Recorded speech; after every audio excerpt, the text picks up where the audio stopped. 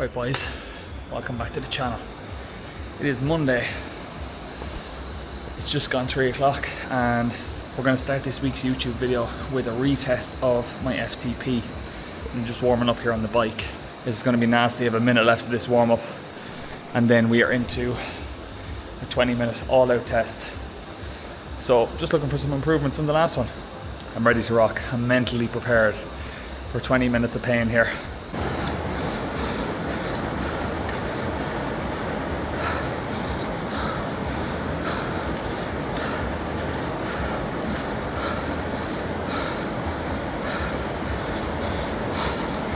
Oh my god.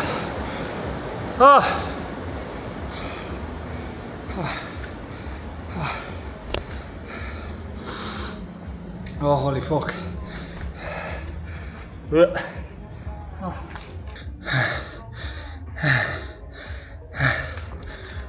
Right lads.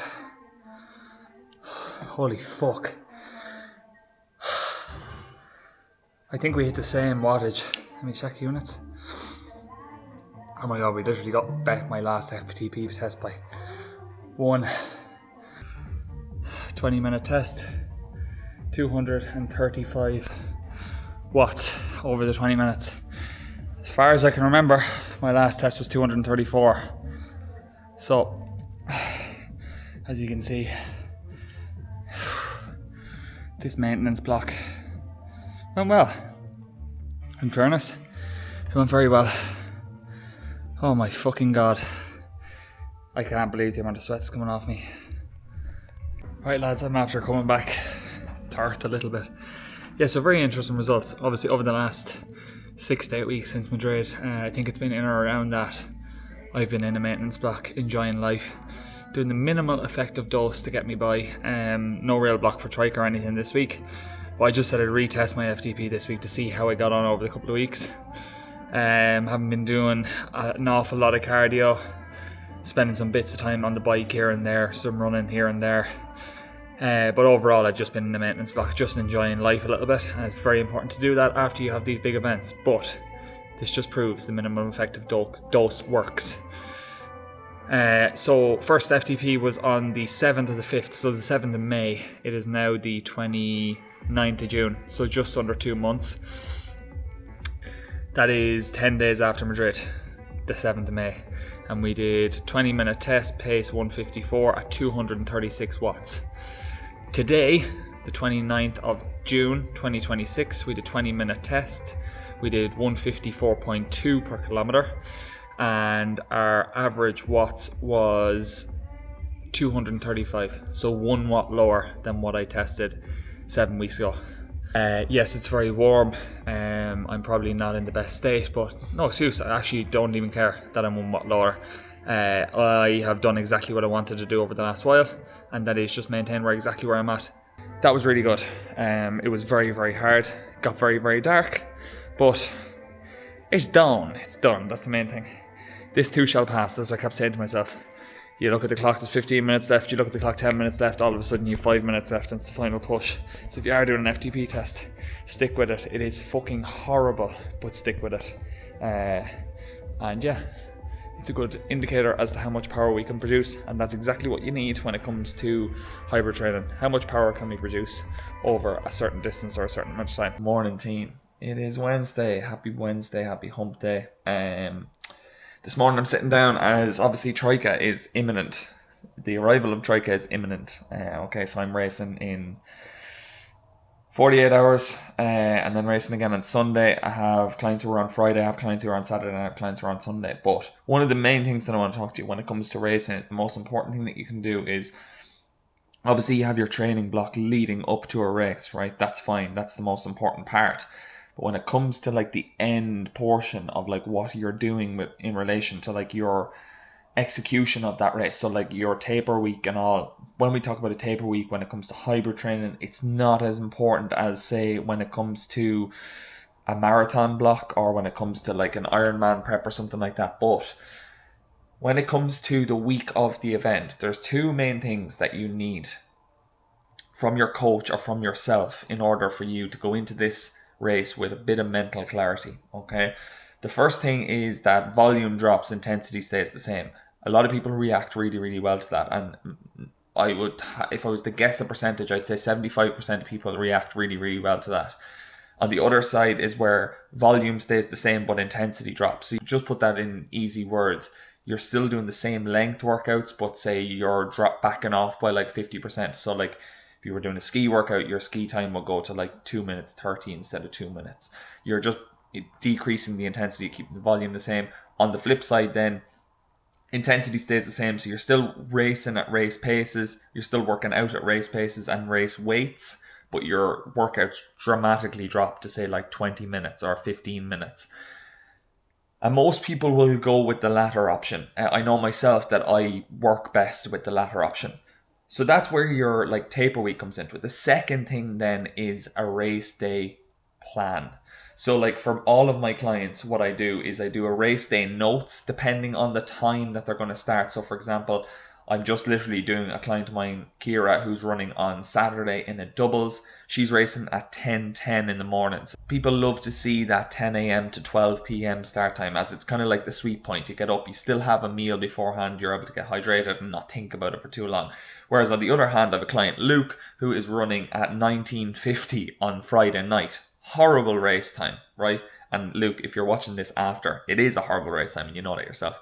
But he won't see this beforehand. But anyway, so number one, you have your race day notes. This is where you put in anything, or where you get a bit of feedback from your coach, or where you kind of have any little bit of nuggets or a bit of experience that they can use throughout the day. So for example, for Kira's one for Saturday, all I have to say to her is the number one thing for this morning is to just relax. 10:10 is your race time, early race, which is lovely.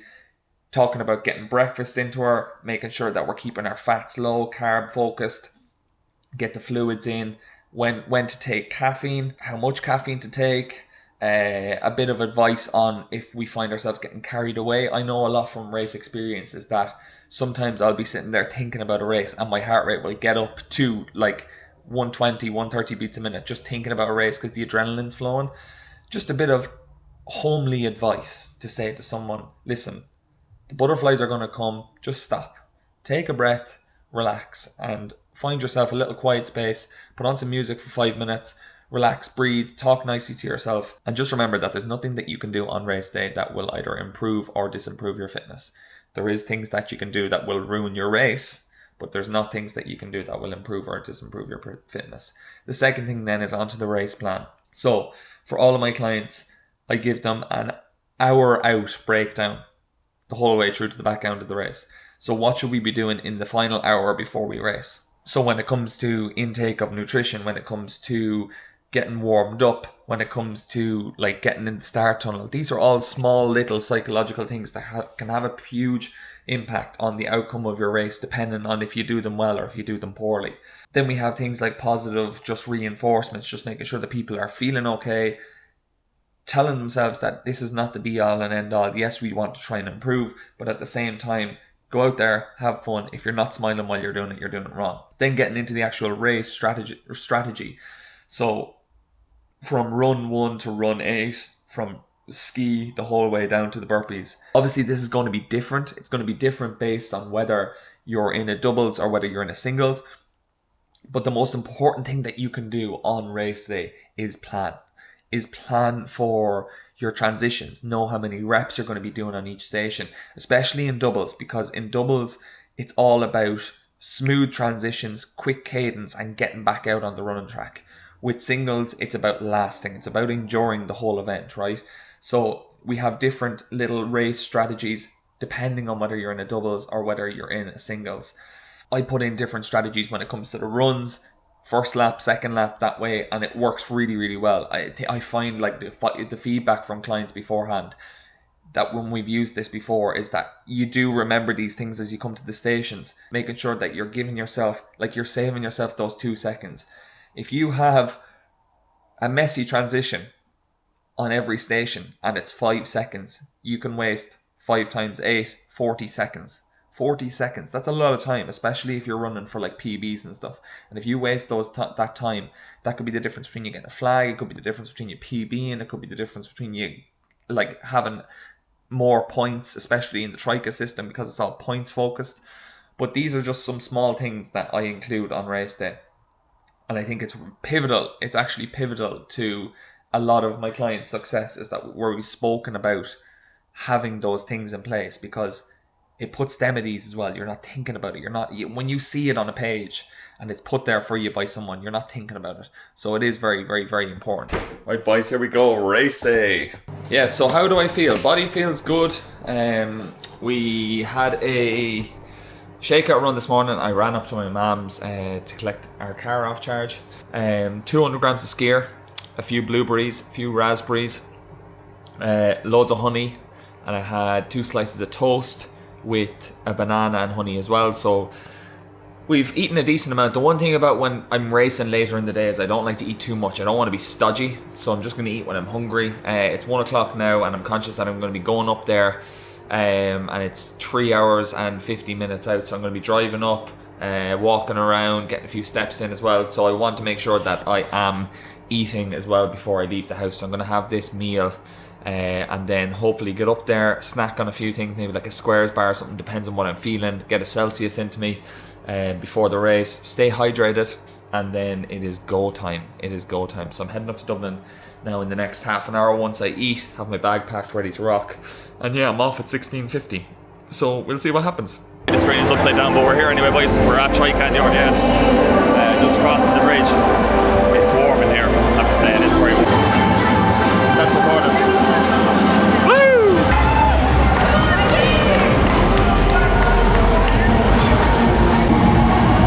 Are they?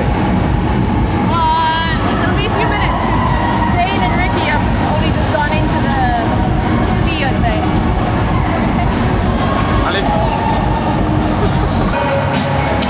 Well done, Dane. Good job. Very good. Now, Ricky.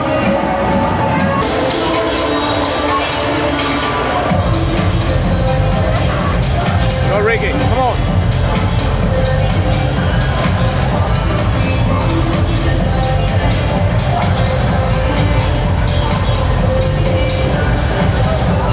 Good job. Yeah. Go.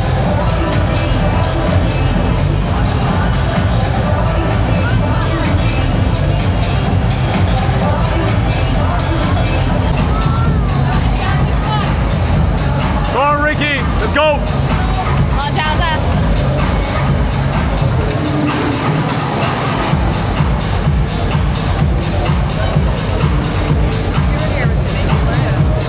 Well done. Good job, Ricky.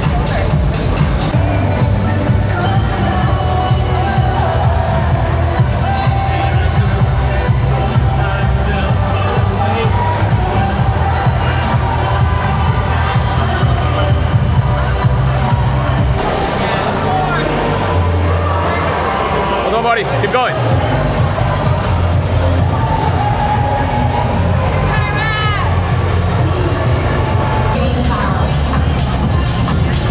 Last forward, let's go, Ricky, come on!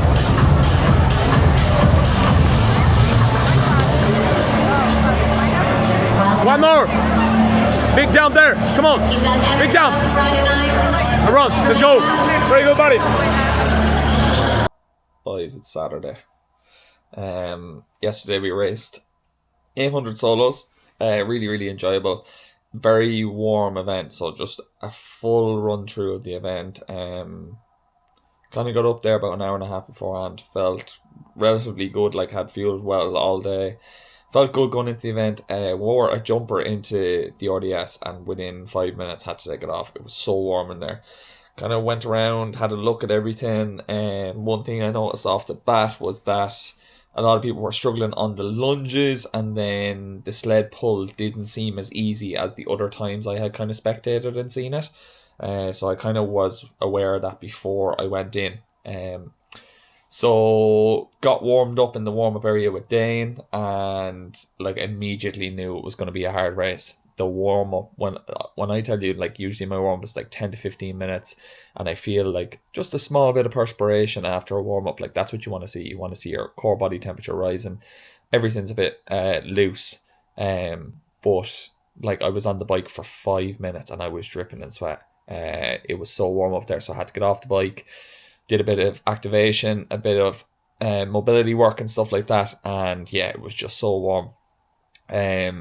So race debrief then started off very conservatively. I think I went through the first 3 runs averaging about a 4:10 pace. Felt really, really good. And then I went into the ram thrusters, and yeah, it was just hard. It was very, very hard. Not used to that movement. I'm used to a wall ball. Never done ram thrusters on my own like that before. I've done them in sims with Sarah Jane and stuff like that, but never done them on my own like that. And I had planned to go in to do 6 sets of 10. I did the first 3 sets of 10, and then I broke it down into 5s and just took 5 seconds in between. And my heart rate hit 193 or something, 192, and I went hoo. So got back out, recovered after that, and yeah, I was just thinking to myself, get to the rower, because I knew like I can be aerobic on the row, pulling like a 205, 210, and I'd be strong on the row. Sled pull was very, very tough, very tough. A lot of friction in the carpet, probably due to the humidity and just the difference in like the push to the pull. Obviously you have the elasticity of the rope and stuff like that. But got through the row anyway, felt relatively okay coming out of the row, and then went into the lunges, and it was very, very tough. I actually tweaked my glute early on in the lunges. I kind of fell a little bit to my right, and I just felt a slight pull in my glute.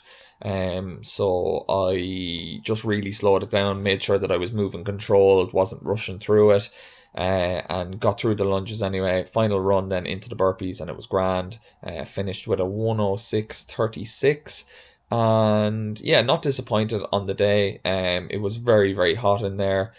There's a lot to be said for a cool Irish winter race. So like obviously coming off the back, this is their 4th race. The last one being in April. Like I remember wearing a hoodie for the whole day being in the RDS.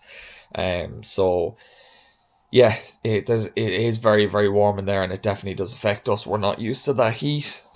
So yeah, it was a good race. Like I really enjoyed it. I pushed as hard as I could. Like my heart rate didn't come, like my average heart rate for the whole thing. And bearing in mind, I forgot to stop my watch 3 minutes after I finished. I think my watch time is like 109 something. So my average heart rate would have dropped with that, but my average heart rate on the actual thing on my watch is 177, so quite high. So definitely anaerobic. But yeah, very good day. Well ran event. Had no real trouble, no penalties, nothing like that. Run course was good. Yeah, really, really like it. We'll definitely do it again after this event. Obviously, I'm running tomorrow with Sarah Jane. We are doing the mixed doubles 500 tomorrow at 10 to 2. So looking forward to that as well, and we'll have a bit more footage from that.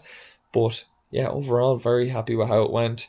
Got home last night. Didn't have a great sleep last night due to the heat in our apartment. It's so warm. It's like a sauna, but yeah, is what it is. We go again tomorrow. So very excited. See you all then. Pre-match interview. Ready to rock, lads. We have half an hour until we go. Caffeinated to the bollocks. Yeah. What's your pre-race thoughts? I'm going to collapse. That's what You're not going to I'm so nervous. We've half an hour to get in and get warmed up. We're going to see Lee and Elma off at past, and then we're going to get ready to go in at 10 to. Cue the race footage.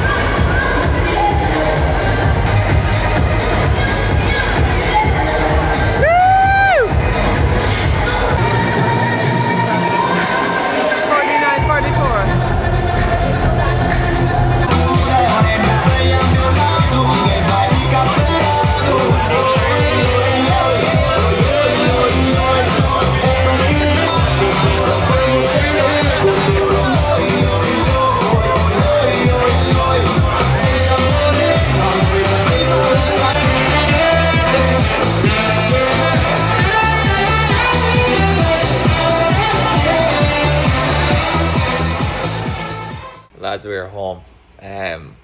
What an amazing race. That was actually unbelievable. It was an unbelievable day. Myself and Sarah Jane had an absolute ball racing together. It's something that we'll definitely do in the future. I just want to say to you, Sarah Jane, if you're watching this, that I'm incredibly proud of you for doing that today. That is your first ever Tryka race. We did the Tryka 500 mixed doubles and we ran a 49.44. Something special. We dragged each other around all day today, and yeah, it was just unreal. It was one of the best feelings ever, because in all my competing, I put a post up on Instagram and I said, in all my competing all these years, I've never raced with someone close to me like a family member or Sarah Jane for this instance. And yeah, really enjoyed it. We pushed each other to the limits. And you've come on miles over the last while, and I'm very proud of you for doing that. It takes a lot to go out and do something like that, and to run a 49.44 in your first race is incredible. So well done for that. But yeah, that's been an amazing week client wise, amazing week results wise for ourselves, and that just signs off another week. So I just want to say thank you to everyone who's watched the video. Thank you to everyone who tuned in. Drop a like down below. Drop the channel a subscribe as well. I know it doesn't cost you anything. It's literally a click of a button. Even if you don't watch the rest of the channel, rest of the stuff, it does mean the world to me. I do enjoy making these videos. I love looking back on them. I only watched a couple the other night. So thank you so much for watching this video. That is another episode done and dusted, and I will see you next week. Until then. Actually, before we go, one last shout out to my mom. You probably heard her over the voice clips of the video of us actually competing. She cheered us on the whole way. She took on the dangerous and controversial role of being camera woman today, and she did it to the utmost of class, and she gave us a good few roars going around the place, and I know that it meant a lot to myself and it meant a lot to Sarah Jane. So thank you, ma'am, for recording us all today. It was a great day out, and it's good to have you at that event as well. But yeah, that's where I'm signing this off. Until next time, good luck.